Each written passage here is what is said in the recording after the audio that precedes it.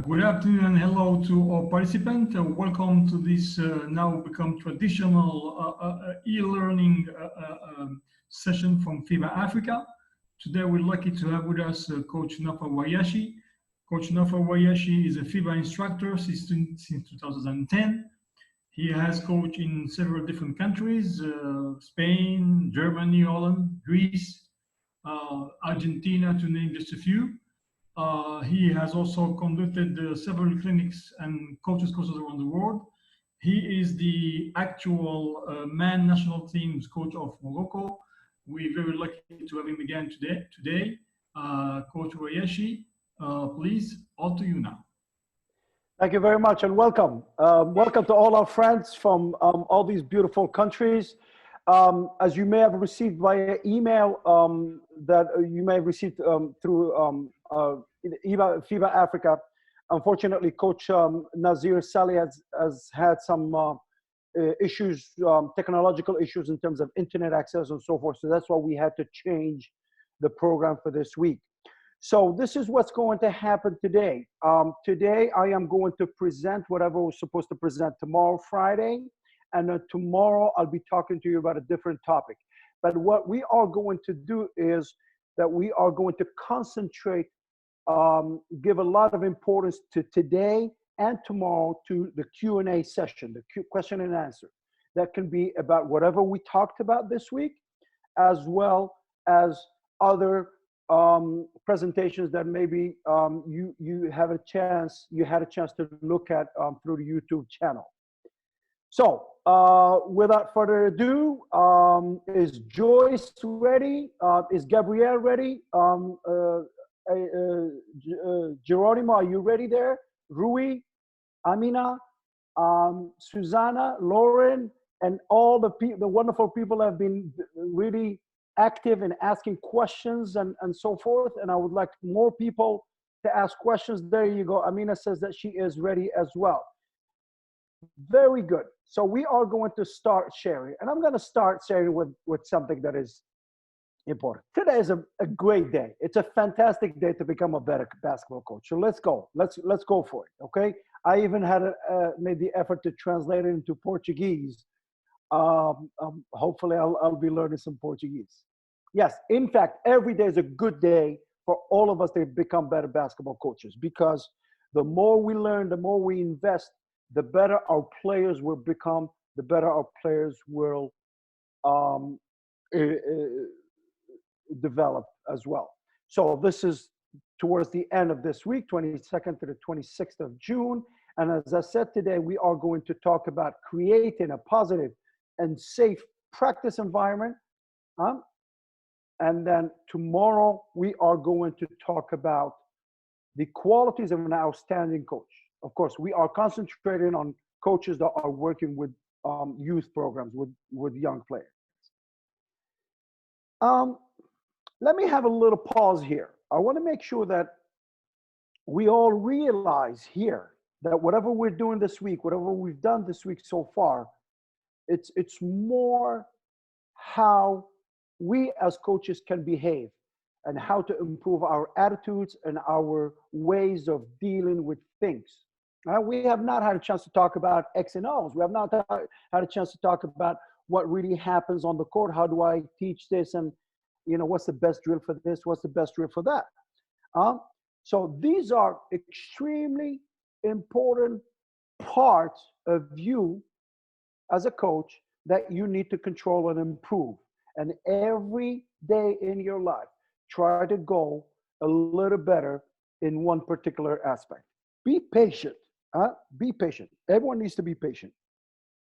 And then, but as far as you feel that this is important, you will definitely be a better coach. So we know the routine. Okay. Let's mute our microphones and turn our video off. All right, let's start. So let's go with the first poll of the day. Where are you from and how old are you? Don't lie. Tell me really how old you are. I know I look like I'm 22 and you're trying to look like me, but I want to make sure that you guys Don't lie. Tell me. So please vote. Tell me where you're from and tell me how old you are.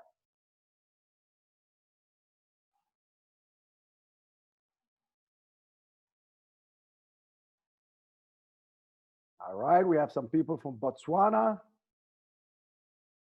There we go. Oh, more people from South Sudan today. Way to go. Come on, South Sudan. You're rocking. Very good. We have a few people in the 24 or below category. Quite a bit between 25 and 30. Very good. So we have 60 people that have voted. 60% of the people have voted. I'll give you another 15 seconds. I would like everyone to vote if possible. This way we have a better understanding. So we have a lot of people from our beautiful country of South Sudan. Way to go. You guys have been doing really great in recent African championships. I am going to end the poll right here. So now I know more or less, I know a little bit about you. Okay. So we're from Angola, Botswana, Cape Verde, Tanzania, and South Sudan. And today's lesson, what we are going to talk about today is creating a safe and positive environment. Okay. These are two different things that a coach needs to control when it comes to managing their team or their club and the environment where their players are there. As a coach of young players, you have to understand that the number one priority you have is the safety of the player. As a father, as a mother, I'm only comfortable if I am making sure that my son or daughter are safe. They are in a safe environment. So this is something that you as a coach need to put quite a bit of effort into securing, because if it's not safe, you will lose players. You will lose other players, and you will not have a program. Okay? So before we go on talking about safety and positivity, can I ask you a question? Do you think that you are a positive coach? Can you think a little bit? Are you a positive coach? So let's take this poll again.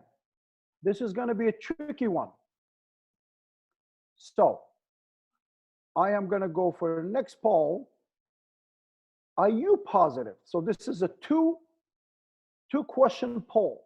Take a look at it and please answer to the best of your knowledge. Do you think you're a positive coach? That's the first question. The second question is, do your players think you're a positive coach? I see that people are thinking a little bit. Very good. Don't be shy. I can't see who voted and who voted what, so don't be shy. I like the fact that some people are writing not sure. Very good. Remember, we are all learning here. Let's go. I had 60% again of the votes. Give me more, please. Very good. Another 10 seconds. Many people think they're positive. Some people think maybe they're not sure. And interestingly, a particular coach thinks that their players may not think that they are positive. Very good. We're going to end the poll right here, and we're going to continue. We'll get back to that question later on. We'll talk about it because we'll be talking about reality and perception. All right. So as we continue, let's understand what belonging means. Belonging is such an important term in anyone's life. As people, we all belong to something, to someone, to a group. But what is really belonging? What does belonging give us? How positive is belonging? So When you belong to something or something, you are part of a group. You are part of a family. You are part of a team. Huh? That's belonging. That means you really are a member of this particular association or this particular group. You feel safe. Huh? There is a sense of safety that makes you feel comfortable, that makes you belong to whatever that is. There is a sense of inclusivity. You feel included. You feel that everyone around is also included, that they are being heard, that when you talk, people listen to you, that whatever you say matters, is important. Belonging is also when you feel that there is a connection between you and other members, or there is a connection together towards another group or another thing. Huh? That's belonging. And a feel that there is care, that whoever is there leading that group cares about you. And you yourself, as a member of this group, you also care about the rest. You care about what your goals are. So this is the sense of belonging. And you know what? In basketball, in youth basketball, players need to feel that they belong. They need to feel that they belong to something. They need to be part of a team. They need to feel safe. They need to feel included.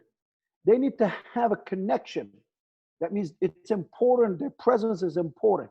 And they need to feel cared for, as well as they need to care for other members of this group. So this is basically creating a positive and safe environment when it comes to basketball.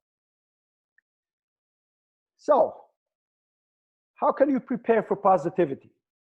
As a coach, some of us are born positive.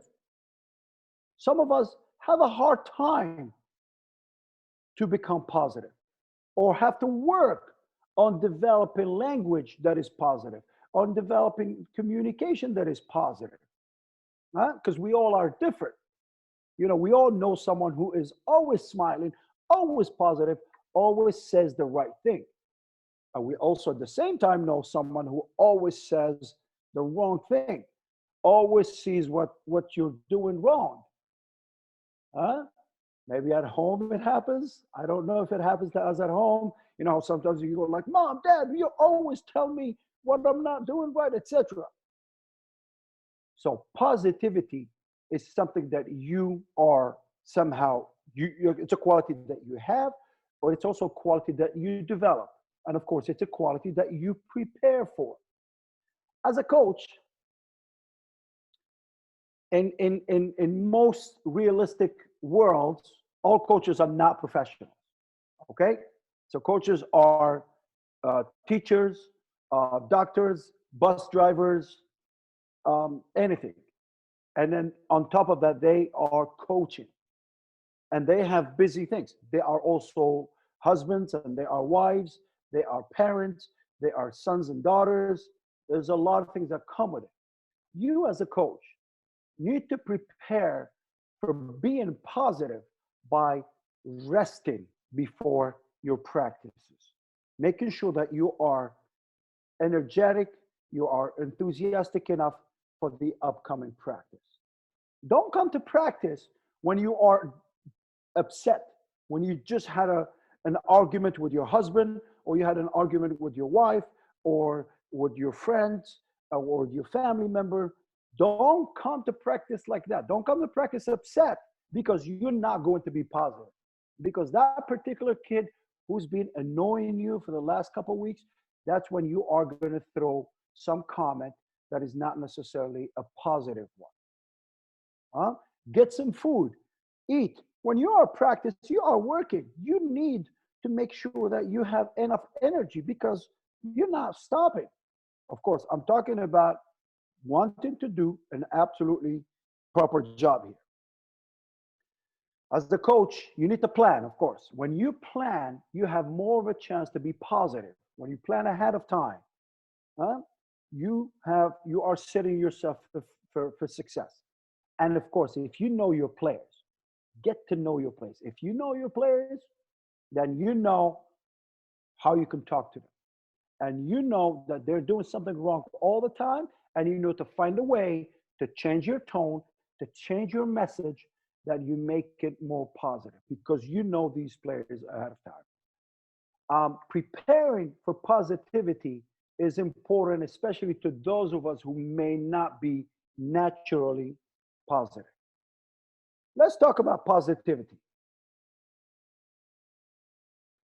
A positive coach is someone who's constructive, is someone who does not necessarily reprimand their players, is someone who makes players better, is someone who understands that players can have limitations.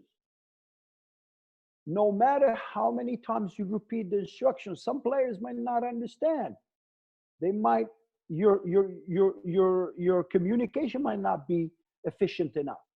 Huh? But whatever you do, you have to look at it in a constructive way. A coach also understands that mistakes exist. Yeah? It's part of the job. If players did not make mistakes, then you would not have a job. You don't need to be there. Huh? So when you are there, you are coming in with a positive, with a constructive, and with a pure understanding that mistakes do happen.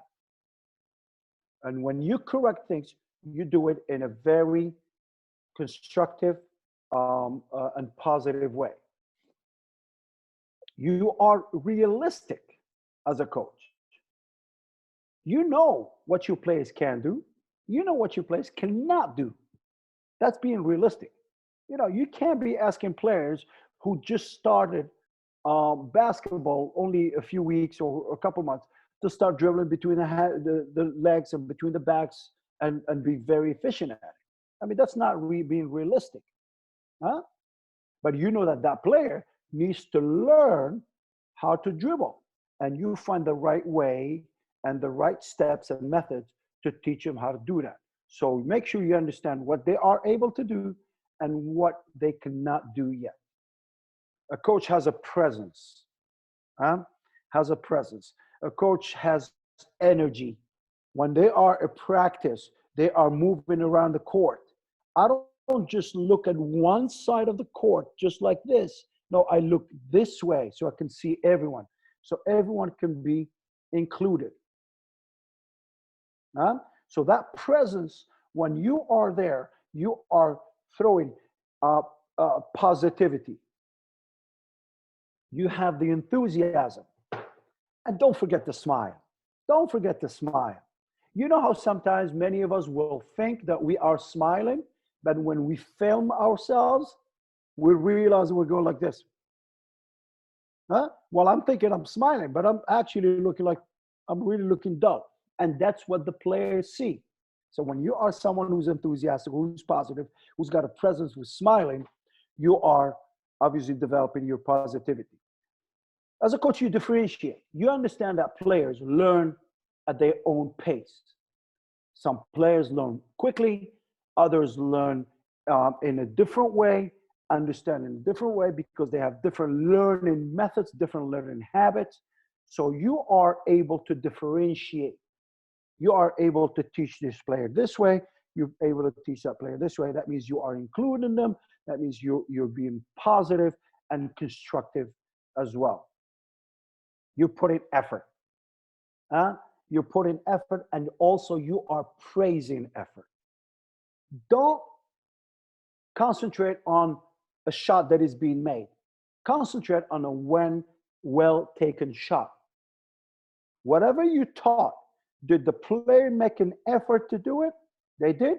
Great. Praise it. Good job, Johnny. Good job, Michelle. Good job, Fatima. Praise that. Praise the improvement. When players show signs of improvement, praise it. It goes a long way when you grab little Muhammad and say, Muhammad, hey, listen, it's fantastic the improvement that you're doing. You started here and now look at where you are. Muhammad might not think that he has improved, but when you come and you approach him and so forth, you are showing signs of positivity. Concentrate on focusing and focus on what is right. What are you doing right? What are the players doing right? Don't go into what they did wrong. Don't comment on, oh, you did this wrong, you did that wrong. No, no, no. Concentrate on, oh, you're doing this well. You did it really well. You're doing it right. Good job. Focus your language into more of the things that the players are doing right. Focus your comments on that. At times, you need to make corrections, of course, and make sure that your corrections are based on what the players should do and not what the players should not do. So it has a positive tone. Patient. As a coach, you are dealing with young players. Again, the same thing as differentiation. They are young. They have different ways of learning. They may have different goals. You know, some of the players are there simply because their parents told them to go. They don't want to be there. Some other players are there because they want to be with their friends. And some other players want to be there because they want to become the LeBron James. So they have different goals. Your goal is to help them develop as human beings, as young individuals, as basketball players as well. And that requires patience. You communicate. Celebrate the development of skills. Celebrate the fact that your players are improving. Communicate that. Communicate that to management. Communicate that to parents. You know, at the end of practice, go to Johnny's mom or dad and say, hey, you know what? I was very impressed with Johnny today. He really, a couple of weeks ago, he was not able to take a no dribble layup. Now he can. Celebrate that. Communicate that information. So you're sending off positive vibes by doing that. Okay? So this is basically how you create a positive environment as a coach. You concentrate on these things. Of course, there are other qualities and other traits that you can move on, but this is basically in general some of the traits that will help you become a more positive coach and create a more positive environment. All right. Let's talk safety. Safety is a requirement. Excuse me.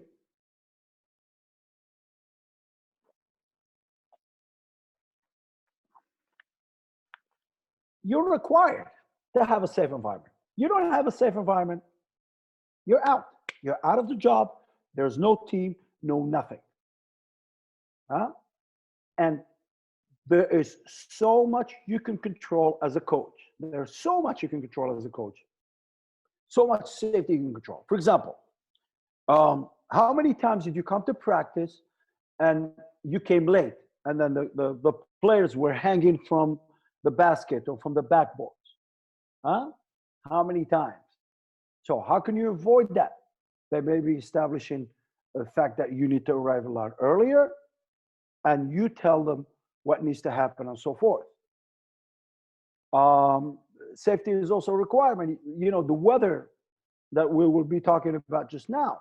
Weather might be something that you can control in terms of whether to practice or not. Activities, you can control what type of activities and so forth. So safety is a pure requirement. You need to understand. You need to understand that point blank. I mean, it simply is a requirement.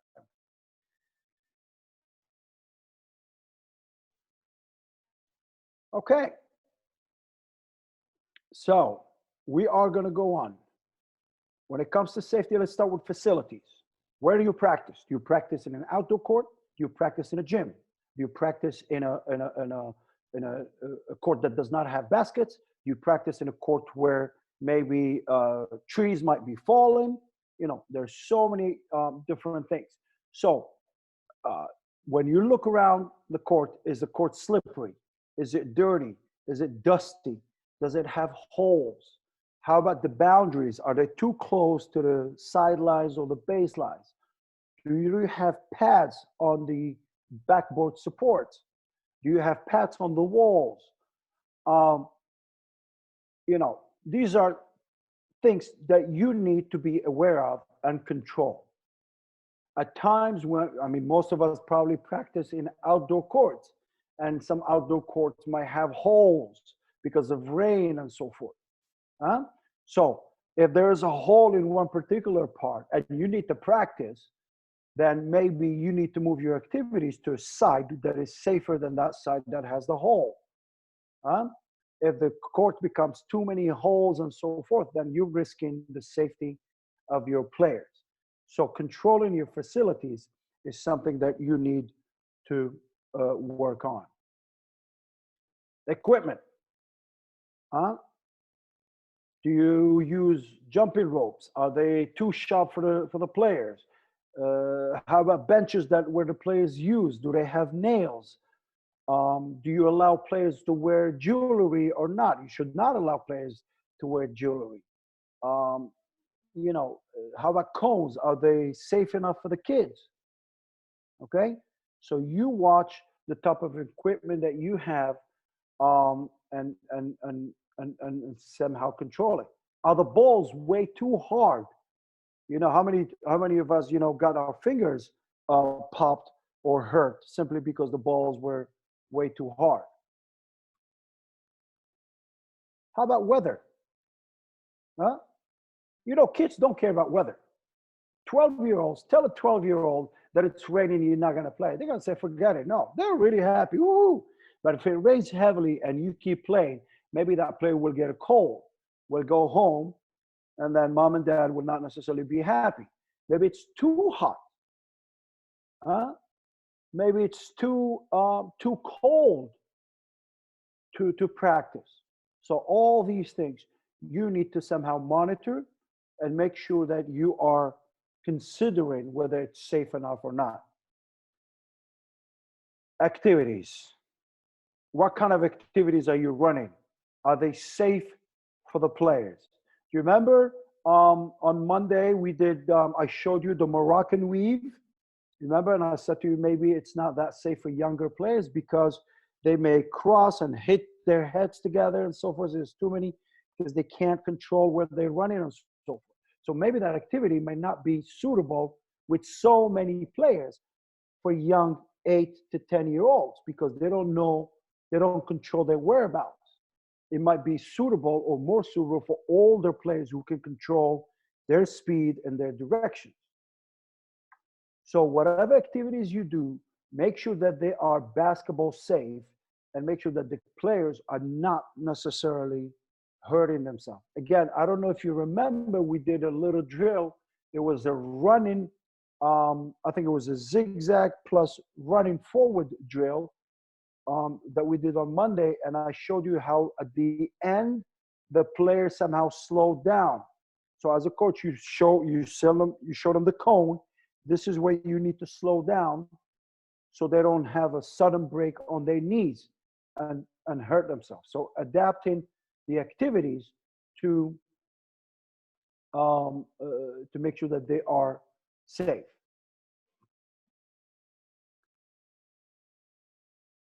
As a coach, know how to have access to first aid kit. Get some basic first aid training. Know how to treat simple basketball injuries. Know how to at least do the, the riser part, which is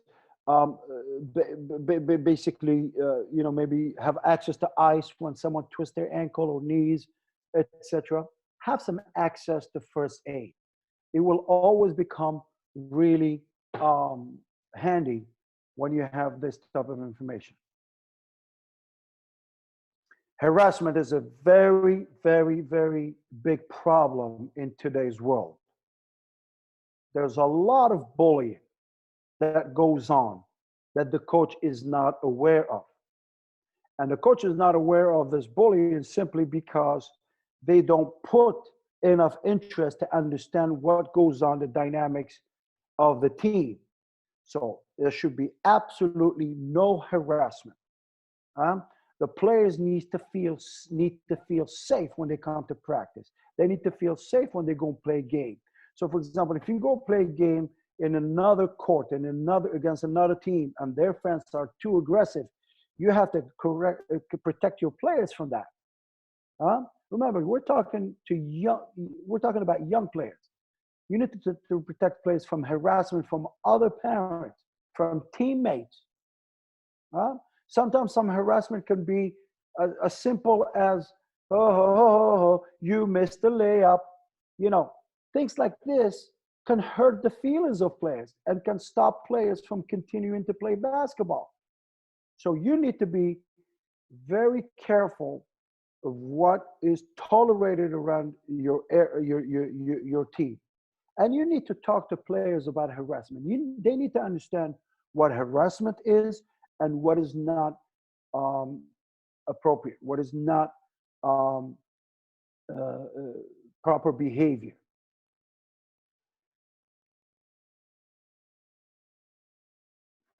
Treat players with respect. Treat them with respect. All of them are the same. Many of us, as young coaches, we will tend to give more importance to that somehow good player, the best player that we have. And we tend to forget others. And therefore, we are becoming, without realizing, less respectful for those players who are not necessarily that good because they're not listening, they're not doing the right thing, etc. That's no good. That's not good. You're not being inclusive. You're not creating a safe environment for that player. If you treat them with respect, if you give them the necessary time, and if you listen to them, you will be gaining them. You will be including them in the whole program. They will feel that they belong to this team. Don't forget, guys, this is a long-term process. It's a whole life development. This is not only about preparing basketball players. We are preparing nice human beings. So respect as a coach is a must for you.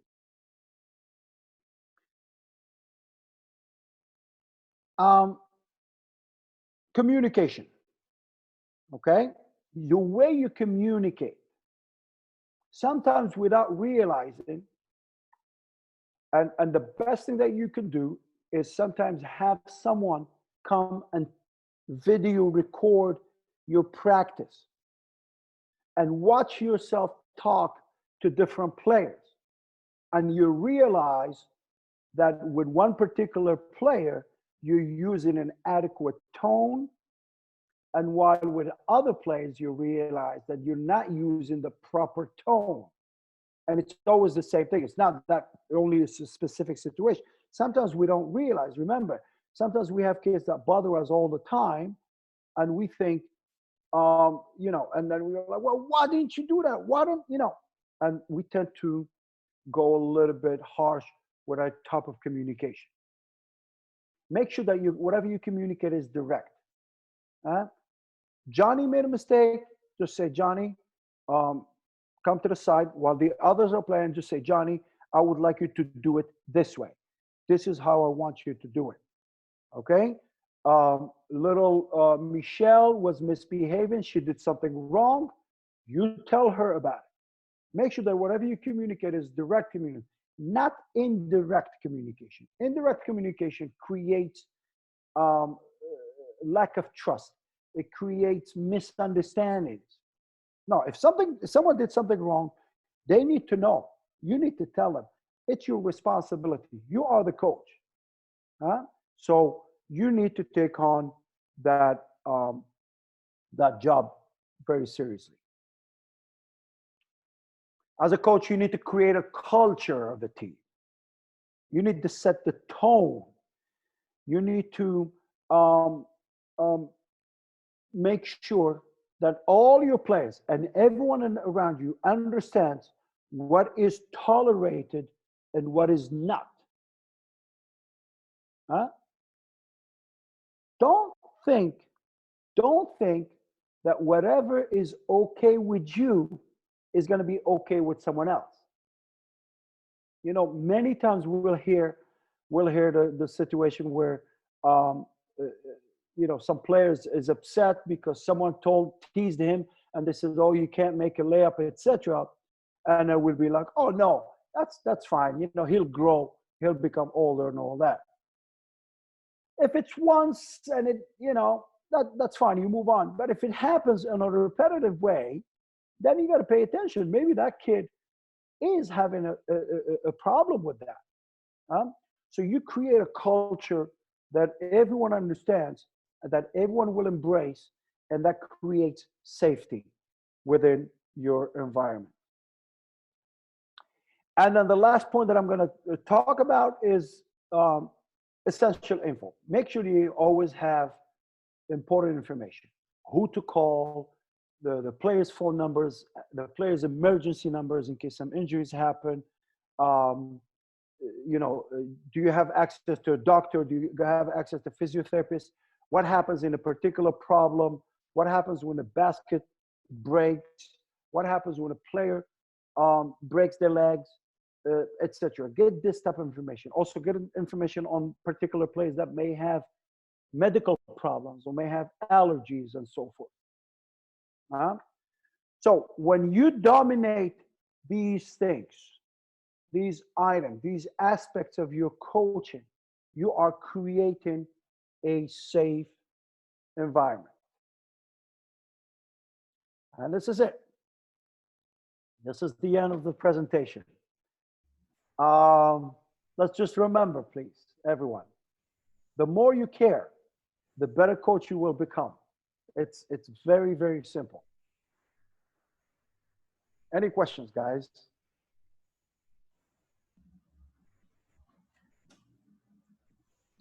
Thanks, Coach Naufal.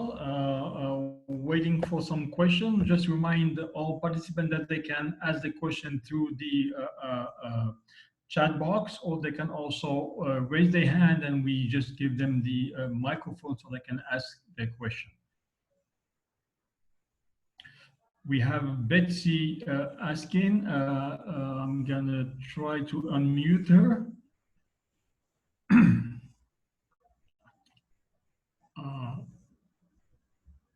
Alimami, can you help me unmute Betsy? I cannot do it apparently.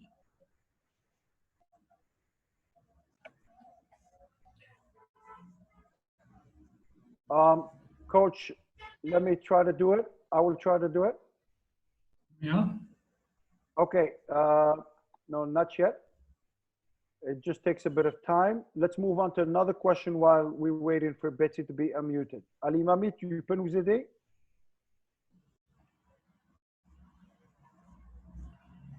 Yes, no problem.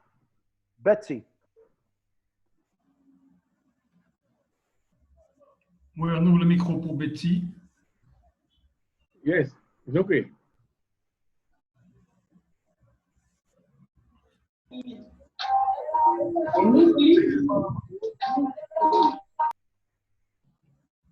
Hello, Betsy. I think we can now hear Betsy for the moment. Not here. It's fine. We can just take another. We have a question here in the chat box. Sure. We have Betsy. Actually, she's writing her question. So, is it right for a coach to be dueling on one player to finish up all quarters? That is okay. All right, thank you. Betsy. Oh, Betsy, go ahead. Go ahead. Hello, Betsy. How are you?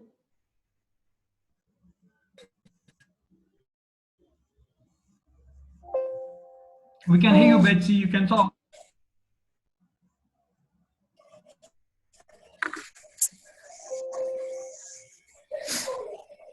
Hello, Betsy. How are you? I can go ahead and answer the question because it's written, right?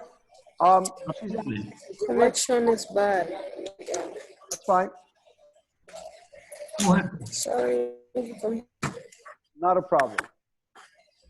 Not a problem. Tu peux lui couper, Alimami. So I will go ahead and answer. Here we go. Alimami, tu lui coupes, s'il te plaît. So, is it okay?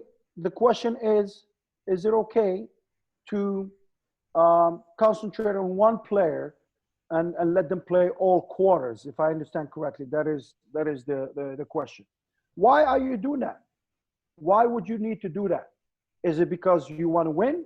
Because it's the best player that you have? Is that why? Then you are wrong. Why are you wrong? Because your goal is not about winning.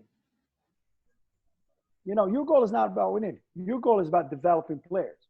So if these players, if you have players in your team that you're trying to develop, that you're trying to improve, you have to give them time to express themselves and give them time to see whether they are able to perform, whether they're able to do whatever they learned at practice, etc.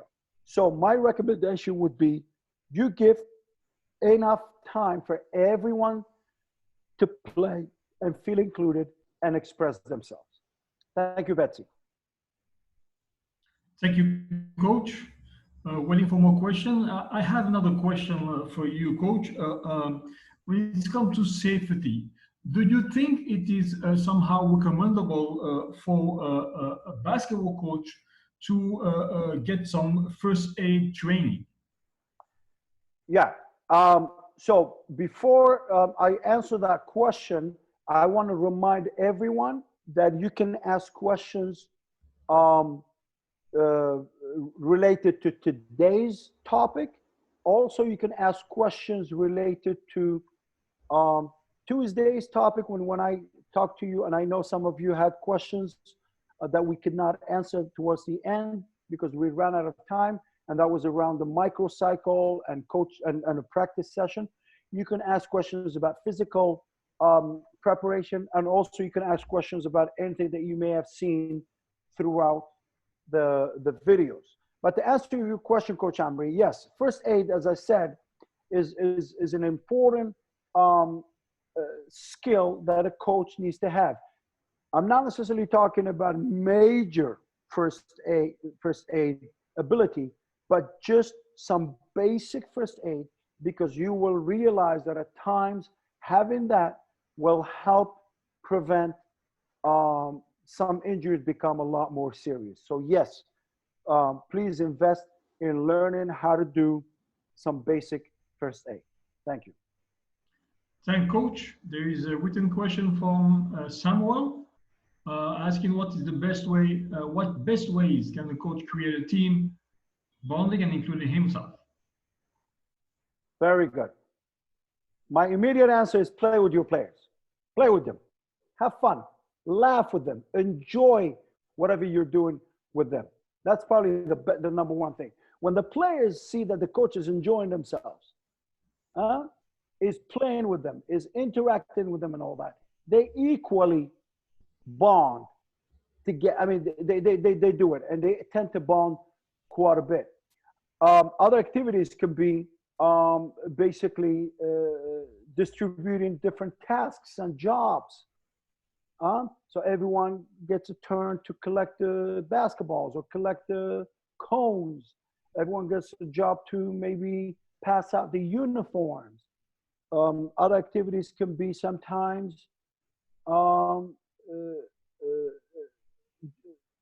differentiate whatever you're practicing. Sometimes you are gonna work on your physical conditioning, and you're not going to do basketball. You're going to do something completely different.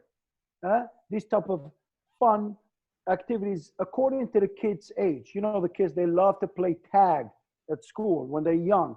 They like to play catch and all. So if you develop these type of games towards basketball, you will be creating activities and bonding opportunities for all of them. Thank you. And Coach, another written question from Betsy again. Is the coach reliable, reliable to know where his or her player lead in terms of safety? Yes. If you are able to get this information, that's very important information for you to know.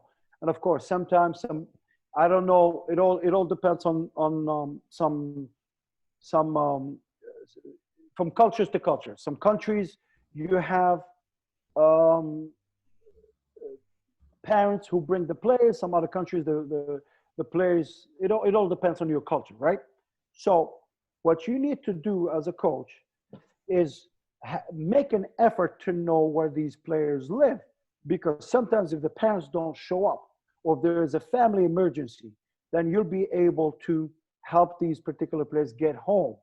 Or sometimes if they get injured, you need to get you'll be able to get them home if they usually walk and so forth. So having that information is valuable as well. Thank you, Betsy. Thank you, Coach. Let me try to, there is Vladimir Geronimo raising his hand, and try to unmute him and give him, open his mic. Hello? Yes, Hi, Vladimir. Geronimo. How are you? I'm fine, Coach. And you, Coach? Very well, thank you. Yes. My question is about the last session. When Coach said that we divide the session practice in three parts. Yes. The warm-up, the main part, and the cool-down. Yes. So I actually answer four different parts because of so I want to know if we can divide the main part in two or maybe three parts, so we can give them to the kids maybe two or three different exercises. Like the coach give us an example, like back doors. In the main part, we're going to work on back doors. So we can work like 15 or 10 minutes back doors, and the other 10 minutes we can do like maybe 5-on-5, and they have to cut, pass, and cut, give and go, just give and go. Yeah. So this is my question: if we can divide the main part in two, so there's four parts for the session. Thank you. Perfect. Coach. Thank you, Geronimo. What a pleasure to hear your voice. So the fact that you are thinking about it, whether it's 4 parts or 5 parts or 3 parts, etc., it's already fantastic. In my eyes, it's already great, because that means that you are planning, you are thinking about it. The parts are more related to the physical challenges and the psychological challenges. That's how we divide the parts. So the first part, the physical load and the psychological load are still low, and we are going to try to increase it. That's the first part, because we're trying to warm the players and we're trying to make them think a little quicker and do more complex things. That's the first part. The second main part, that means the players are ready, and they are ready for the demands, the physical demands of the practice, as well as the psychological demands of the practice. That's the second main part. That means that's their peak physical and psychological load. And the third part is when we start to slow down, they have less psychological load. That's when we allow the players to talk to each other and maybe joke, hey, what type of that defense, or we talk a little bit about that, and then we go slowly with the physical part. Now, your main part, you can definitely split it in two or three sub parts as well. That's up to you, Vladimir Geronimo, and I commend you on that. Bravo for that. It's certainly possible. But as I said, I explained the 3 parts are mainly linked to the physical and psychological load. Thank you, Geronimo. Thank you, Coach. Let me try to open and unmute the microphone of José Silvestres. Go ahead. Yes, sir. Yes, José. Hi, Jose. How are you? I'm fine, and you? Hello. Hello. Go ahead, Jose. Jose, can you please mute your computer speaker, please? Yes. Now it's Can better. you hear me? Much better, much Yes, I can hear you very well. Usually, this was being happen in sport training. What kind of advice?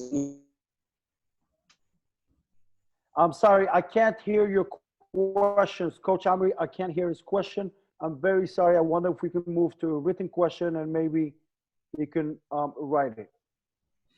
Yeah, absolutely. I mean, there is a coach, Owino, should say hi, by the way, just saying that competitive drills are good, but we need to stress that winning is not the only things. Do you agree?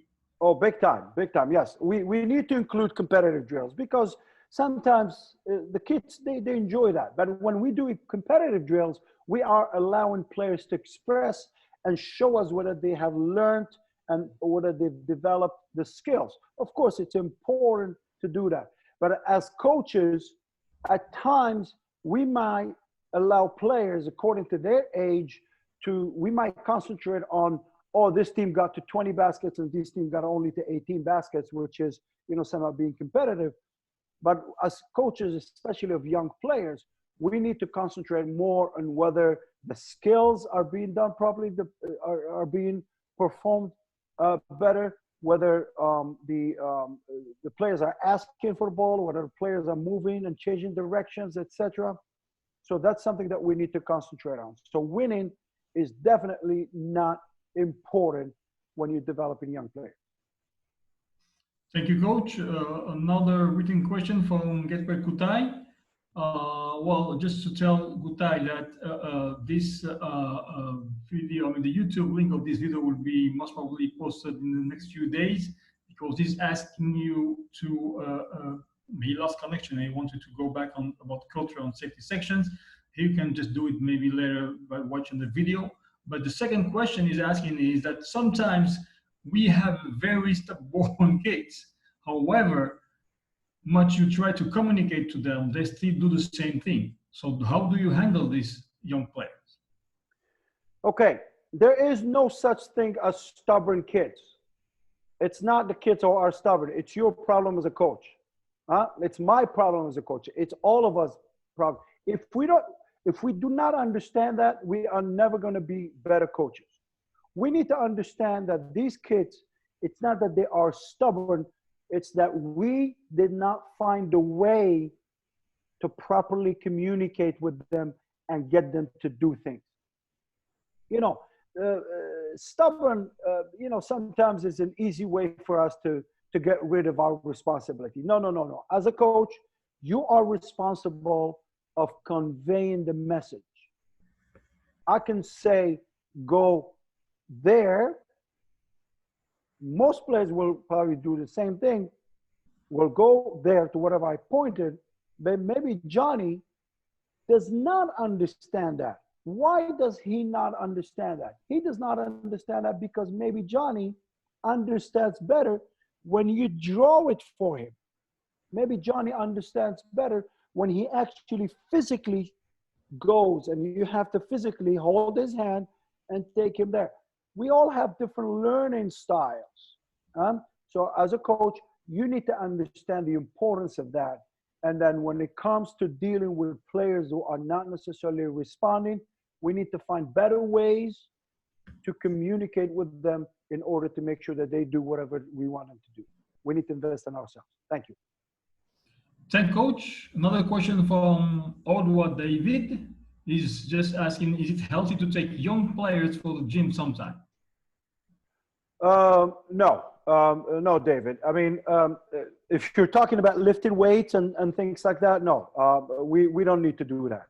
They don't need to do that. The best thing that you can do with young players is use body weights. They can do their push-ups. They can do, they can strengthen their bodies and so forth. It's just too highly not recommended to take them to lifting weights. Thanks for the answer, Coach. Another question from Susanna. She's just asking, is it okay if players tell you as a coach their problems and want you to talk with their parents? Because some players can do well both in school and in sport, but the parent just wants him or her to be in school only. And this might affect, obviously, their mind and their misbehavior and behavior at home. Yes. Listen, you are the coach and you are someone that they tend to come to. You are their other parent. And sometimes they will come to you because they were not successful with their parents. You need to be able to listen to them. Number one, you have to be able to listen to them, you know, given the right time and so forth. Then you need to evaluate whether it's something that is worth talking to the parents to or not. You need to really see what the situation is. Now, there are certain cultures and certain, dynamics that we just as coaches cannot necessarily control. But information and research is always helpful. So when you meet with the parents, and I would suggest you meet with parents beginning of the year and all that, you talk to them about the value of sports, about the value of doing something outside of school, about the value of your program. And I suggest you bring in some research at times where it shows that players who are practicing sports tend to do a lot better in school because they lead a more balanced lifestyle. That's something that you can do, and maybe that can give you a chance to be more successful with some parents who might need a little more help. Other than that, you just got to watch the dynamics and understand your limitations. Thank you. Oh, Coach Wayashi, though, according to experience, how important is the relation that the coach-parent or parent-coach? Very important. Very, very important. As you probably can see in one of my YouTube presentations, I highly value that relationship. When you go at the end of practice and shake hands with mom and dad and say, Johnny was great today, or Johnny, I love the way that he's improving. You are developing a relationship. When you organize an event and you invite these parents, when they come and you say hello, you're developing a relationship. When you are inviting them to help you with something and they help you, and then you go and say thank you very much, and you take that time and effort to say thank you. Maybe you can just send them a little orange sometimes as a thank you. Maybe you can send them a little note, just say, dear Mr. and Mrs. whatever, thank you very much. That goes a long way. So those particular parents, when you go knock on their door and say, hey, listen, I want Johnny to come to practice, it will be helpful for him to come to practice, they probably will listen to you a lot more. Thank you. Thank you, Coach. Another question from Betsy. She's just saying that sometimes the coach can become so fast, hard, and tough on the players. So players might take it personal. So what are the measures a coach can take on them? Yes, don't be tough. Just don't be tough. Don't be tough. No, don't be tough. Be challenging. Be caring. Because tough is only your way of not controlling how much the player can take. And as I said to you, prepare for positivity, know your players. Because your players, you have Johnny who can't handle certain pressures, while Michelle, she's fine, you can push her. So when you know these type of ways and these type of players, and you can differentiate between them, you are not going to be tough. You're just going to be able to push them a little to their you're going to challenge them to become better. So don't be someone who is not necessarily does not have an attractive personality. Make sure that you are developing a positive one. Make sure that you are keeping it about positiveness, about being, about doing the right thing, etc. When you do that, they will not think that you're being too tough or too hard on them. They'll think that you really care about their development. Thank you. Thank Coach. Let me see if we can have now and hear better now Jose Silvestris, trying to open his mic. Shall you go again, Jose? Coach, can you hear me? Yes, we Yes, can. I can, Jose. Yes. I want to thank us for this opportunity. My pleasure. I need to know if our players show for us a bad influence to other kids. What kind of advice can you give us? Very good. Okay, so number one, they need to understand that that's not correct. That's not tolerant. Okay, they need to understand that. If someone is not behaving, is not saying something nice to other players, or they are influencing other players in not the right way, they need to understand. You need to bring him in and say, Johnny, listen, your behavior is not helping us move forward because you're too negative, you're not being nice to these players, etc. They need to understand that that's not right. So by doing that, you are establishing a culture. You are communicating direct, you're establishing a culture. Johnny might be happy, might not be happy with you. It doesn't really matter. What matters is that eventually he will understand and he will respect you. So that's number one. Number two, on the other side, the victim side, somehow, you need to make sure that you are protecting them if it's a harassment or bullying situation, or if it is just all of a sudden becoming bad influence and so forth. They need to understand that that's not right. At the same time, you can praise whatever someone is doing something that is positive when they are influencing the team in a positive way. For example, you're playing a game and then the players sitting on the bench, some players are sitting like this, and some players are cheering, they're clapping, they're helping each other and all that. You know, at the end of the game, or maybe the next practice, you can talk about that. You can say, you know what? I saw Johnny cheering and helping others and so forth. What a great way. What a great way to be a teammate. Huh? When someone else was not necessarily being positive, you can do it. I prefer that you do it privately instead of a whole group. You do it privately so they understand that that's not right. But in front of a whole group, you praise whatever is positive. Thank you, Jose.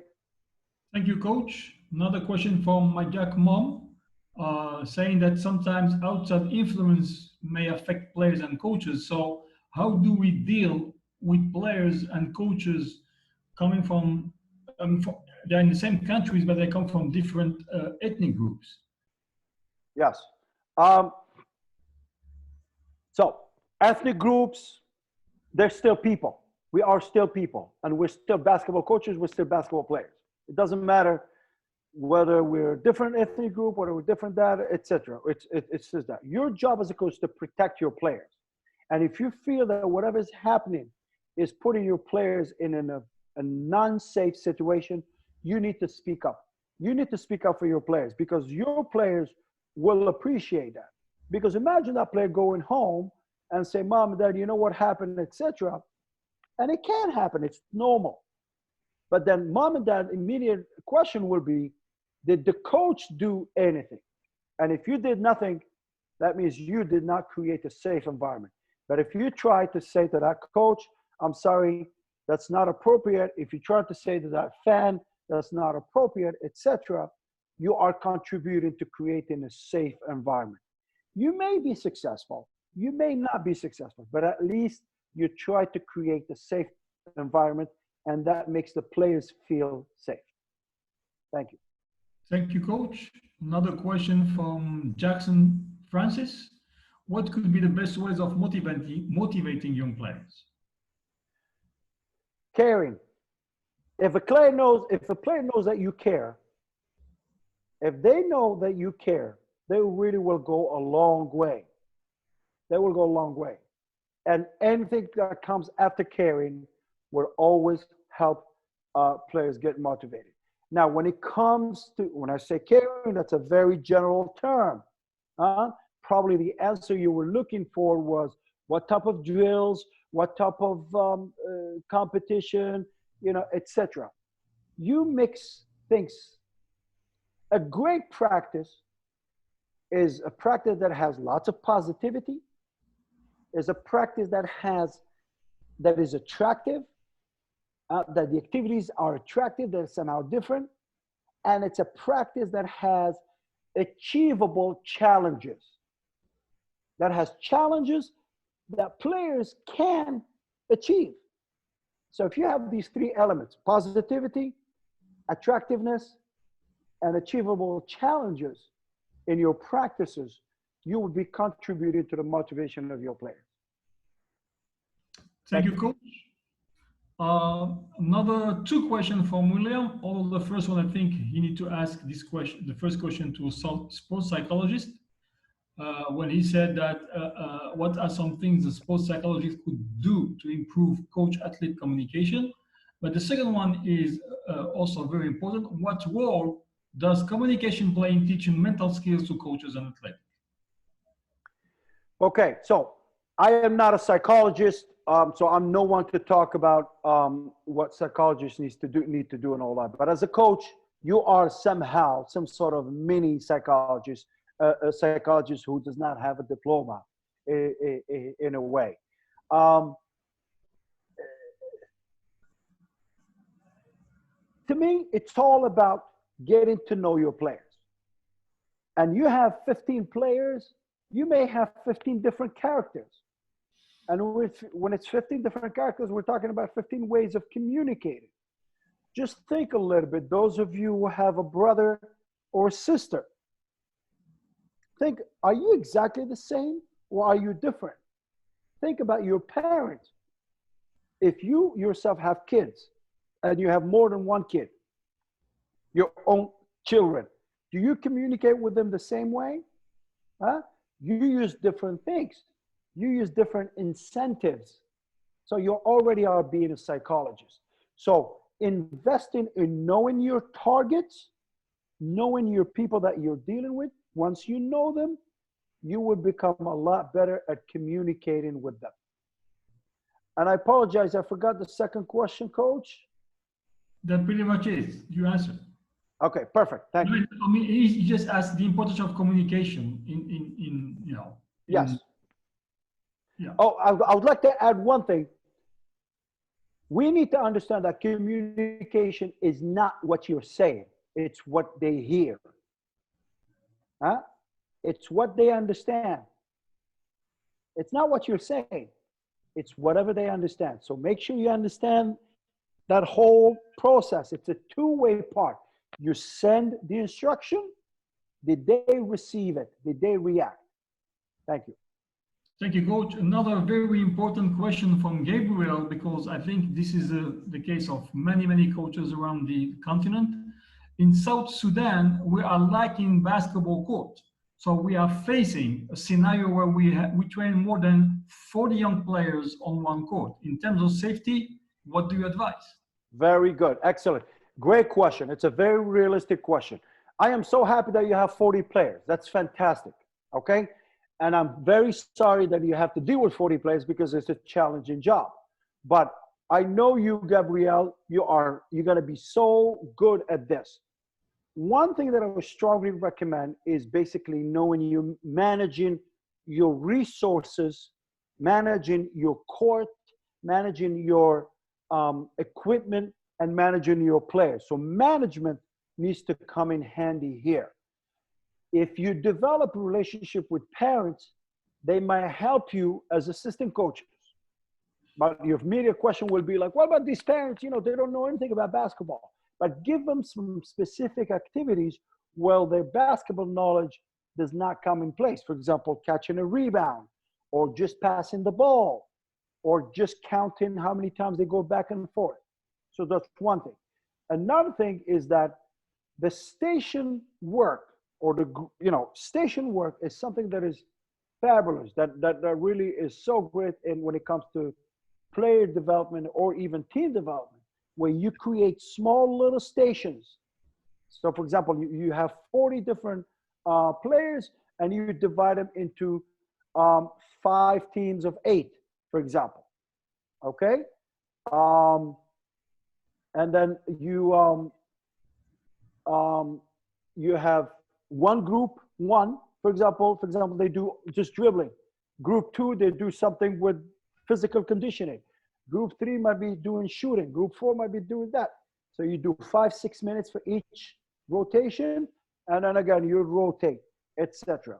By doing this, you are decreasing the amount of injuries and accidents, and you are managing the practices a lot better. And so it's just a matter of management. And of course, if there's a chance that you can split and have only 20 come at a time and 20 come at another time, that's also another possibility to look at. But Gabriel, thank you for doing that. Just work on it, and I'm sure you'll be successful. Thank you. Another question from David. Oh, I think you already somehow answered this question before.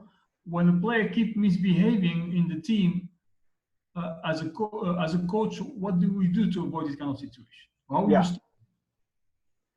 Yeah, basically, they need to know, they need to understand that's not right. They need to understand that it's not tolerated. And basically, you do it in a very secluded way, isolated way, just by themselves, just so they understand that is not right. Okay? And then if that continues and that does not happen, then those players might need to stop coming to practice, because they need to understand that they are influencing the rest of the team in a negative way. But you're not going to give up on them that quickly or easily. You're going to work with them because you are inclusive, you care about them, but then also they need to understand that they have responsibilities and there are some consequences. Thank you. Well, thank you, Coach. I think we still have time for one more question.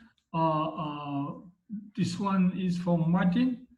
How can I deal with a player calling me by my name on the court? Not by coach, but by my name. Because sometimes I don't feel comfortable when he calls my name. Just tell him. Just tell him, I would like you, tell everyone, I am coach this. Some players understand that, but some other players, they don't understand. Maybe they come from an environment where they call their teachers by their first name. So just tell them that that's not what you're, what you want, or you would like to change it. And at the end of the day, I'm not sure if that should be that important to you as a youth coach at this moment. It's something that you can work on, but if it's that important to you, just tell them, this is how you guys refer to me, this is how you guys call me, and that's it. And if it doesn't happen, then you treat it just like any other misbehavior thing, where you put them to the side and talk to them and tell them, I want you to be calling me coach so-and-so, and that's the way it works. Thank you. All right, Coach. I think that we still it is time, actually, almost it is time. So I'm gonna just leave you with the final words and end this conference with the many thanks for you and for all the participants. Fantastic. Okay. So again, you guys have just been fantastic with all your questions. Remember that we are here to share and help you develop knowledge and answer questions. Tomorrow's session will be somehow shorter than today in terms of the presentation, but we hope to have more questions. So please go ahead and watch the videos that you were sent, and watch them and prepare your questions and have them ready for tomorrow so we can discuss them and maybe share some knowledge and so forth. So without further ado, I want to thank FIBA Africa for, again, fantastic opportunity for all of us to learn and be together. I want to thank you, all my friends from all these beautiful and different countries in Africa. Thank you, Coach Amri, for being a great moderator as usual. And I will see you tomorrow. Bye-bye.